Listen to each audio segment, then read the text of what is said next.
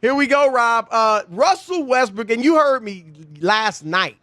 During the show, I was updating his numbers. He had 19 assists with like 3.5 minutes left in the third quarter. So you knew something special was in store.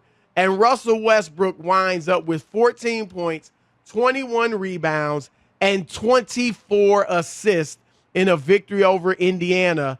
And the dude is playing remarkable basketball. He became one of only 2 players in NBA history to have a 20 rebound, 20 assist game in their career. The other, Wilt Chamberlain. Westbrook's done it twice, Rob. Wilt Chamberlain did it once. So high praise deserved for Russell Westbrook. He's going to average a triple-double for the fourth straight, or not straight, but for the fourth season of his career, which is incredible. Only one person has averaged a triple-double for a season besides Westbrook, and that's Oscar Robertson, who did it one time. And so that sparked some nonsense, some straight-up nonsense from his coach, Scott Brooks. Here you go. I used to always say he's going to probably go down as the 3rd best point guard ever, but I think he's past one, and he's going to go down as probably the 2nd best. And one is obviously Magic. What he does, there's no point guard has ever done it. Nobody. All right. Look, I'll start out positive. First of all, I like Russell Westbrook's game. I said it today on the Herd, Rob. He is an incredible individual phenom. He's a spectacle. Like, he's very reminiscent to me of Allen Iverson. Just does incredible things on the basketball court that very few other players in history could do. I'm ready to say Russell Westbrook's one of the top 5 athletes to ever play in the NBA. I mean, I'm just throwing this off the top of my head, but LeBron, Wilt Chamberlain, Michael Jordan, Allen Iverson for his size to do what he did, and Westbrook. Like, I mean, we can argue that, but he's in there. I'll give him that.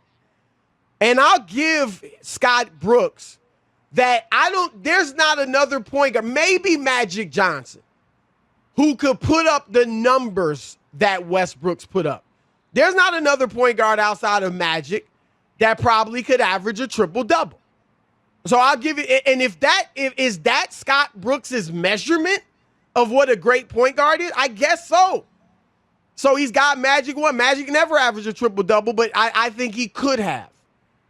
But to say Russell Westbrook is the 2nd greatest point guard, even to say he was the 3rd, I don't know who he had 3rd. You have Isaiah Thomas, you have Steph Curry, Oscar Robertson. To say Westbrook is even 3rd is out of pocket, because he's not. He's an all-time great, Hall of Famer, legend, icon, who 30 years from now, we will be saying Russell Westbrook averaged a triple-double 4 years. LeBron never did it. Magic never did it. Penny Hardaway never did it before he got hurt. Jason Kidd never did. We'll see if Luka and Jokic start doing it, then it'll lose some of its power. But to this point, no one else can do it, and that will make him a guy we talk about in awe-inspiring ways forever. So I got he's great, but there ain't no way he's the 2nd best point guard of all time.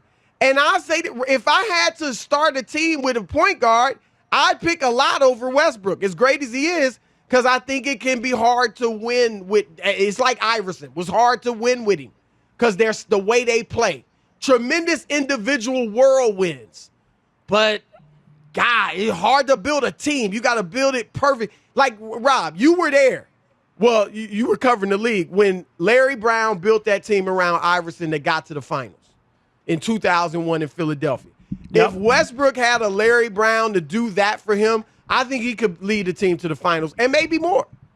But that's what it takes. They specially built that team around Iverson because he was so different and unique, and that's what Westbrook would need.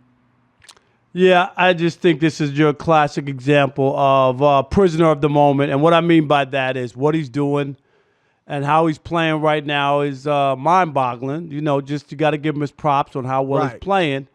But I think people are glossing over a lot. The last time I saw him in the playoffs with Harden, he couldn't make a shot. You know, like I remember those. Do you remember those moments, Chris, where he's going through, he can't make an open jump shot?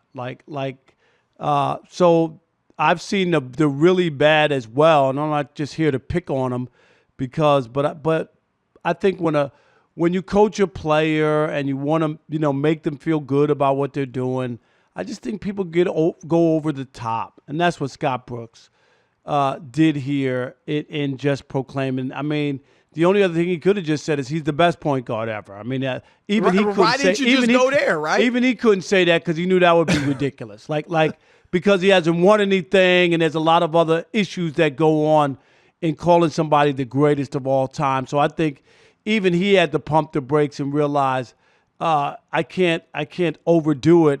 Otherwise, nobody will take me seriously at all. You know what I mean? Like, had he put that out there. So I think that he caught himself and was like, okay, point. Yeah, like let me not make this null and void or dead on arrival, Chris. Because if he would have said that, he would have said this is dead on arrival and probably would have laughed about it. Craig Melvin probably would have been laughing for the last hour, you know, after that's right, after Scott Brooks said it, and wouldn't have time to do his news on NBC. But anyway, yeah, it just feels extra.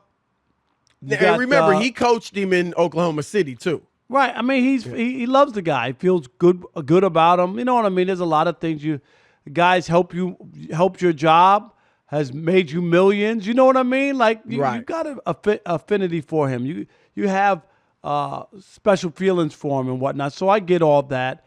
I just think this is off base, and I think if people were to really take a look at other point guards, the triple-double, I said it before, when he gets them, Chris, at one point, you know, when we looked at it, the OKC when he was MVP. Right. Man, they had a way better record when he did it. And that was helped me to sign off on it, that it wasn't just, you know, hey, I got 8 assists, I need to get 2 more, you know what I mean, and another loss. You know, stuff. It wasn't that kind of basketball. But second best point guard, I just have 4 words. No way, no how is he the second best point guard ever in the NBA. There's no way. I got Steph Curry as the second best. I know you don't, but I got Steph Curry. No how. I don't see how. Like you said, it would be asinine to put him ahead of Magic, which obviously I agree. But this was dark. To put him ahead of Steph, to put him ahead of Isaiah Thomas. I don't know. Is it the longer that Isaiah Thomas has not played, the more that people act like he didn't exist, that he didn't beat Bird, Magic, and Michael during his prime, that he did it without a player of his equal footing? I mean, in a rough and tough NBA. One of the things it is, Rob, and I mean, Scott Brooks is a coach. He's young, so maybe he's into this. I'm not positive. But the analytics guys don't, like, Isaiah's analytic numbers aren't all that. Neither are Kobe's. That's why they rate Kobe lower, too, the analytics guys. That's the only thing I can see. Did Isaiah win? My God. Rob, I'll go a step further. I mean, look, and Westbrook, one of the indictments against him is he has played with Kevin Durant for 8 years, didn't win a championship, played with James Harden. I know they were pups, but they played together in Houston, and that didn't work out so well. Paul George, and now Bradley Beal. Rob, they're a 10th seed in the East. I know they're on a hot streak now, but they're a 10th seed. Well, look how weird they were. They were buried. They were buried. Right. Isaiah Thomas had with all due respect to Adrian Dantley, who was a Hall of Famer, Mark Aguirre, who was a #1 pick and great. And Joe Dumars is a great player in his day. And Joe Dumars, who's a Hall of Famer. With all due respect to them, and they would admit it. I'm sure Dumars would. I don't know about the other two. They weren't close to Kevin Durant. They weren't as Kevin Durant. They weren't a James Harden. And Isaiah Thomas beat Magic Johnson, Michael Jordan, and Larry Bird with those guys.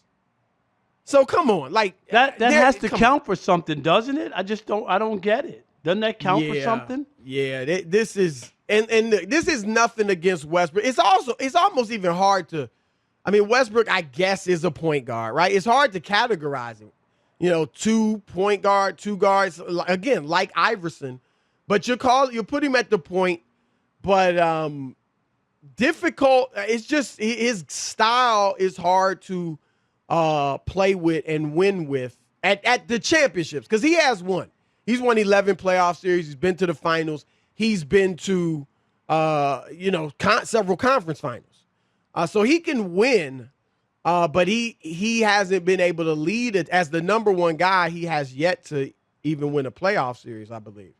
So and here's the other knock. Durant was hurt.